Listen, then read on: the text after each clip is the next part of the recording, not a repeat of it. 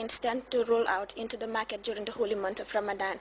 A number of senior officers of the Gambia Police Force complete a 3-day training on child rights and child protection issues courtesy of the Child Protection Alliance. A splinter rebel group in Senegalese Casamance region releases 9 members of a Senegalese bomb disposal squad 70 days after their capture in the region. And Pakistani teenage activist Malala Yousafzai calls for improved lives for women and girls the world over as he addresses fellow children at the United Nations headquarters in New York to mark Malala Day.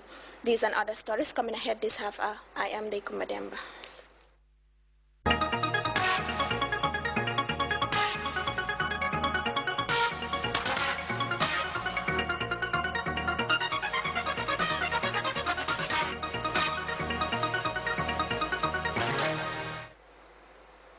Thank you for joining us.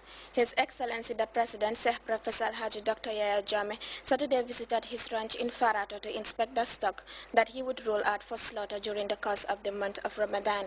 The visit also availed the Gambian leader the opportunity to pick out from the herd of selected cattle for crossbreeding. Our Abdul Jai spoke with the Gambian leader. Here is an excerpt. Ramadan Mubarak. Ramadan Mubarak to all Gambians at the Grts as well. And Gambians are praying for your Excellency. I'm also praying for every Gambian because I wish for every Gambian what I wish for myself and my children. That's what I wish for every Gambian. And you have been touring your Farato ranch, the animal ranch. Yes. What specifically do you have for the Gambians? I mean, your Excellency, in terms of this Ramadan. Well, Alhamdulillah Rabbil Alamin. I went to check Farato ranch because that is the main ranch which we used to supply the meat during the month of Ramadan, and that's why I went there. But also we have the main ranch in Kanila, but the cattle are wild. It takes 3 to 4 days to catch, even 7.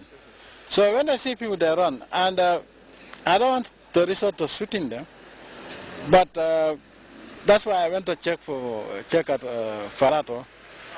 The ones that have been in the fattening scheme for 8-9 years, they've already grown to the maximum weight they can.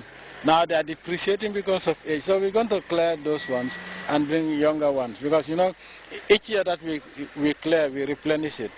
So that's why I went to check which ones should go and which of the special breeds we will take to the herds. Because keeping them there and fattening them also without getting the breed is a waste. So that is why I went with the Minister of Agriculture. And tomorrow also we will go with some livestock experts to take an inventory of the breeds we have, and then also try to crossbreed most of them with the local Dama and Brazilian cattle. Yes. This is something that you have been doing for the Gambian population every Ramadan. What surprise do you have for them? Is there any? Well, I think it has been announced yesterday. But this time around, I've realized that people capitalize. My objective is for every consumer to get at the price I said. Yes. But you can see that people buy and then export it. Now, I've been talking about it, that the people should be vigilant and help. But the same people that we are helping are the same people that are helping others to rob people. 20 people are giving money to go and buy for one person who wants to resell it somewhere across the border. That's not going to happen. So you go and buy from us. We are selling directly to the consumers based on the price that we are saying. Yes. The Planting Services Unit of the Department of Agriculture, with support from the Food and Agriculture Organization, UNDP, the World Food Programme, and the Government of the Gambia, recently launched the National Countrysat, a web-based information technology system for food and agriculture statistics. Ibrahim Ajata reports institutions that will be providing data for the modern information system have been urged to take ownership of the system and ensure its stability. Is a key tool in the integration and diffusion of national stats on food and agriculture in line with international standards. Speaking at the launching event, the Assistant Food and Agriculture Country Representative Maria Tunjai expressed her Bureau's commitment in building the capacities of member nations in this domain.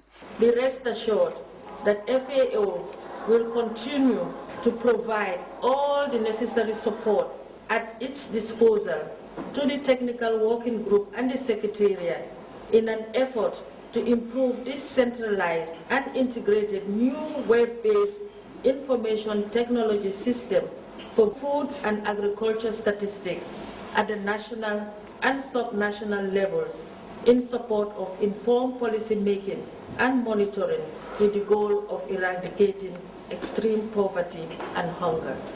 Njai also commended the government of the day for its commitment to food and agricultural statistics that led to Countryside the Gambia becoming a reality. Victoria Ginger, the World Food Programme representative in the country, described the launch as timely and said the initiative would complement other UN agencies in the area of data collection and dissemination. I wish to use this occasion to express the United Nations system in the Gambia unflinching support and readiness to continue supporting statistics and planning capacities in the country. Together, we will further integrate our tools, our systems, and enhance timely access to food security statistics through joint platforms such as the Country Stat. Musa Huma, the Director General of the Department of Agriculture, said the project would serve as a platform to promote partnership between users and also contribute in improving quality data and comparability based on international standards.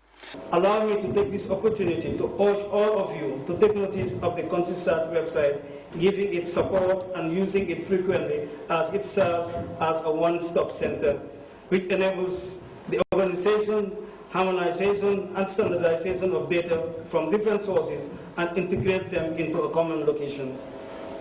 This is very important because information will be available to support evidence-based policy decisions, which will be crucial in the fight against poverty, ensuring self-reliant food and nutrition security, and creating employment. The project coordinator, Abba Sankare, urged the stakeholders to take ownership in order to ensure the sustainability of the scheme. During the first training of this technical working group, I made mention of it. The Countryside is here to stay, and as long as I'm the national coordinator, I will see to it that that happens. Because we need this, we need accurate, reliable, and timely data for timely, policy and decision making.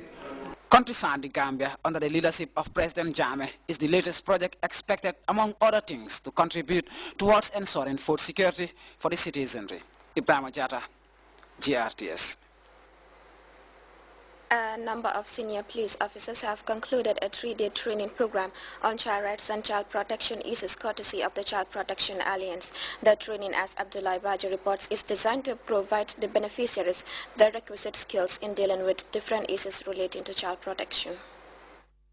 Of children the world over continues to gain momentum, and in the Gambia, efforts are put in place by government and civil society organizations in protecting children against all forms of abuse and exploitation, thus empowering children at all levels. The Child Protection Alliance, in collaboration with the Gambia Police Force, concluded a 3-day capacity building exercise for senior police officers on child rights and child protection issues with funding from Save the Children International. The training is important for the Child Protection Alliance as a civil society organizations to train police officers who are law enforcers. It is part of our routine exercise as an organization, as a coalition with our partners, to build the capacity of those professionals who have direct link with the children by virtue of the positions that they handle. And police officers, as the enforcers of laws, all the laws in the Gambia, including the Children's Act, have a very important role when it comes to the lives of children and when it comes to issues of enforcement and protection of children. The national coordinator of the Child Protection Alliance applauded the commitment demonstrated by the police officers during the training, while emphasizing his hope for the future of the children of the country. I can say this is the first time that we have such senior officers at a particular training, and that just shows your commitment to the cause of children, because I'm sure if you were not, you would have delegated some other people to come. So we can safely say that the future of this country, which are our children, are really in better hands, that senior police officers committed to the cause, senior police officers aware of the needs of children, senior police officers aware of the protection aspects of child rights. ASP Yorombalo of the Gambia Police Force, speaking on behalf of the participants, thanked CPA for the opportunity, adding the forum available